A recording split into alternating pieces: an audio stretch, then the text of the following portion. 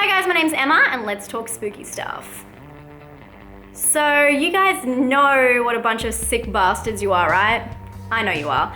You know you are. The computer you're hiding behind right now is not fooling anybody. One of you guys who I've made good friends with over this channel, Darcy Scales, hey girl, what's up?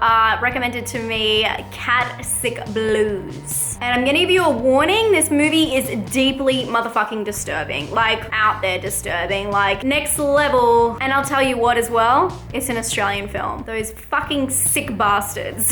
Let me try and wind it back and tell you a little bit about what this movie is about. And it's a bit confusing without trying to give it all away because there is some kind of good reveals that come along with watching it, but you do need to be very prepared. So this film is about a woman who is going through a really disturbing time in her life. Something very traumatic happens towards the start of the movie that kind of sets up her downfall. And during this downfall, she actually comes into contact with a man who is grieving his lost cat. And then, without spoiling too much, he decides he needs to dress up as a cat and kill people.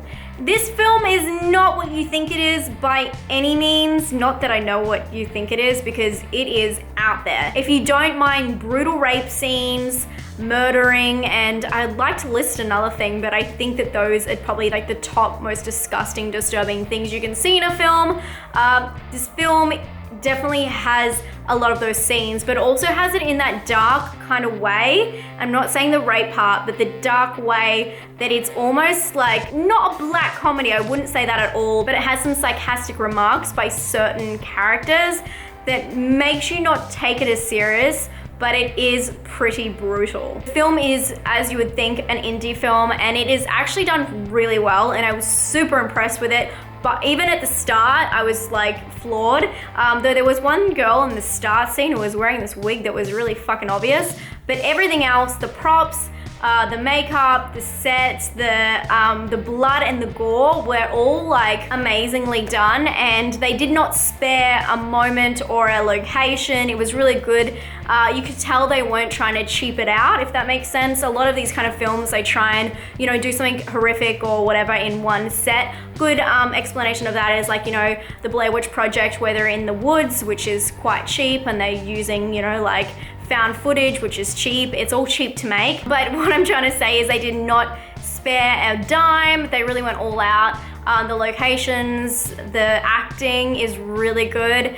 I just thought it was really good how many people they roped in, and I don't know how they did it, especially with a film like this. Man, how do you get people to sign on?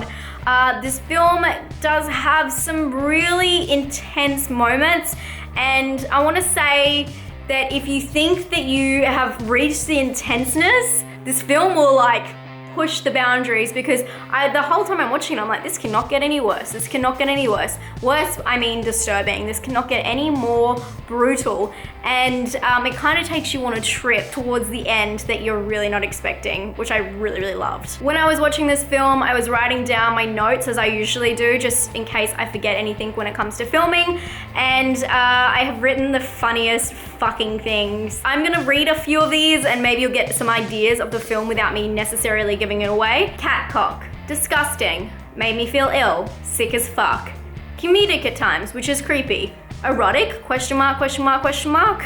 I do want to say there is some artistic scenes in this movie that were not really fitting, I wouldn't say, but you can really appreciate the slow-mo of them. They're done in slow motion, and they have like that whole dramatic music that's really well produced, but it just did not fit in certain elements. It was kind of trying to string you along to do this reveal, and I felt like the reveal, which is actually in the blurb, so don't read the blurb, the reveal of why things are happening shouldn't have been a reveal. You should really know from the start. I felt like they kept that even though they had bigger fish to fry, if that makes any sense. They kind of keep something so you keep guessing, but by the end, something so crazy happens that you don't need that little unveiling. It would have been better to know what was happening So it didn't seem like a whole bunch of random shots and random scenes, which in parts it does feel like that, but I promise it all comes together.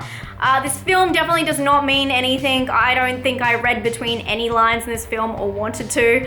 I don't see the meaning. Don't trust strangers is my number one thought. But it was very interesting, and I can tell you what, I was not bored at all watching this film. Sometimes, you know, I get a little bored watching horror movies on a Sunday. I can't lie to you guys, I like to have a nap. But this film definitely kept me hooked, and for an indie film, Australian film, low budget as it is, to do that, I applaud you. I'm not gonna give this film an ultra high rating, but I applaud its efforts. I'm gonna give this one a scare score of 8 because it's fucking gruesome, and it's only for gruesome reasons. I'm gonna give it a originality score of 7. I think that's quite fair, and for personal score, I'm gonna give it 5 out of 10. I'm giving it a 5 for all the right reasons, the technical reasons, the story reasons, but coming together as a whole could definitely have come together and had a better like writing to it. So I think the production value would have been on getting a better writer to come in and kind of just proof everything. But in saying that, I don't know how this went down. I'm just a chick in a room talking about if I like a movie or not. And this one I do think is worth your time. So definitely check it out. And if you have, let me know below what you thought, because this is fucked up. And next time I do a disturbing movies video, I definitely have to include this. I hope you guys are having a great day. And if you want me to watch a film and talk about it, let me know down below. And I'll see you guys very soon. Stay spooky. Bye guys.